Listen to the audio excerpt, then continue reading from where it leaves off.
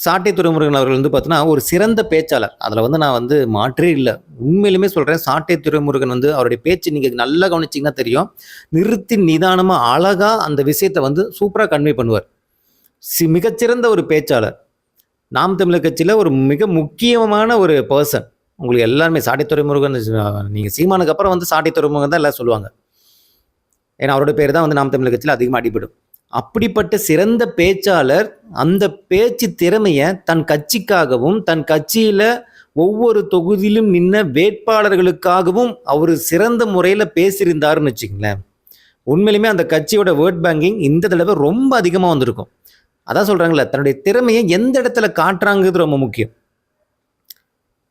ஒரு திறமைய எந்த இடத்துல நம்ம காட்டுறோம். ஒரு சிறந்த பேச்ச எந்த இடத்துல நீங்க சிறந்த பேச்ச நீங்க வந்து பார்த்தோன்னா, ரொம்ப அழகா எளிய மக்களுக்கு புரியிற அளவுக்கு நிறுத்தி நிதானமா அழகா சொல்ற ஒரு விதத்த, அதே வந்து பேட் வேர்ட்ஸ் யூஸ் பண்ணி, "நீ ஒத்த ஆத்தாளுக்கு பொறந்திருந்தனா, நீ ஒருத்தனுக்கு பொறந்த" இந்த மாரியான வார்த்தைகள்லாம் நெறைய மக்கள், எளிய மக்களுக்கு முகம் சுளிக்கிற மாரி பண்ணும்.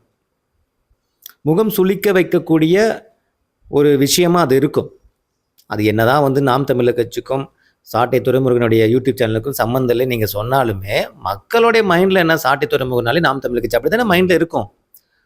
அப்ப அவருடைய அந்த பேச்சு திறமைய வெறும் மேடை பேச்சுக்கு மட்டும் இல்லாம, உங்களோட யூடியூப் சேனல் அவ்வளோ பேர் பார்க்குறாங்கும்போது, அதே யூடியூப் சேனல்ல நீங்க எவ்வளோ உங்க வேட்பாளர்கள வந்து நீங்க அவங்களுடைய உழைப்ப பத்தியும், அவங்களுடைய திறமைய பத்தியும், அந்த வேட்பாளர்கள் அந்த தொகுதிக்கு என்னென்னலாம் பண்ண போறாங்க பத்திலாம் நீங்க வந்து டீட்டெயிலா அங்கலாம் ஒரு வீடியோ பதிவு ஒவ்வொரு தொகுதி வேட்பாளர்களையும் நீங்க வந்து இன்டர்வியூ எடுத்து போட்டிருந்தாலே, ஏகப்பட்ட வோட் பேங்கிங் வந்திருக்கும். சீமான் அவர்களையும் உங்க யூடியூப் சேனல்லே பேச வச்சிருக்கலாம். நெறைய விஷயங்கள் கன்வே பண்ணியிருக்கலாம். ஒவ்வொரு தொகுதி வேட்பாளர்களையும் சீமான் அவர்களையும் பக்கத்துல உட்கார வச்சுட்டு, இவங்க இந்த தொகுதி வேட்பாளர் அப்படின்னு சீமானும் இருக்கணும். அதுக்கப்புறம் தொகுதி வேட்பாளர் நீங்க ஒரு இன்டர்வியூ எடுக்கிற மாரிலாம் பண்ணியிருந்தீங்கன்னா, எப்படி போய் சேர்ந்திருக்கும்?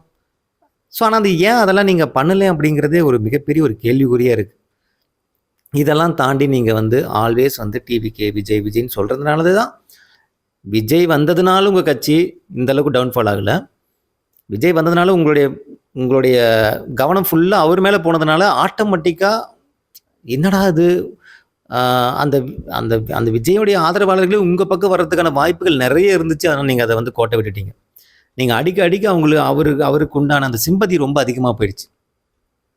நீங்க இந்த பக்கம் ஆளுங்கட்சிய நீங்க எதிர்த்து நீங்க நெறைய குரல் கொடுத்திருந்தீங்க அப்படின்னா, உங்க மேல இன்னமும் ஏன் உங்களுக்கு இருந்த வோட் பேங்கை விட கம்மியா வந்ததுக்கு காரணமே வந்து அதுதான். அடுத்த டைம் அத திருத்திப்பாங்களா அப்படிங்கிறது எனக்கு தெரியல. வோட் பேங்கிங் நாம் தமிழர் கட்சி அதிகமா வர்றதுக்கு நெறைய வாய்ப்பு இருந்துச்சு. பட் அதெல்லாம் வந்து அவங்க யோசிக்கவே இல்ல.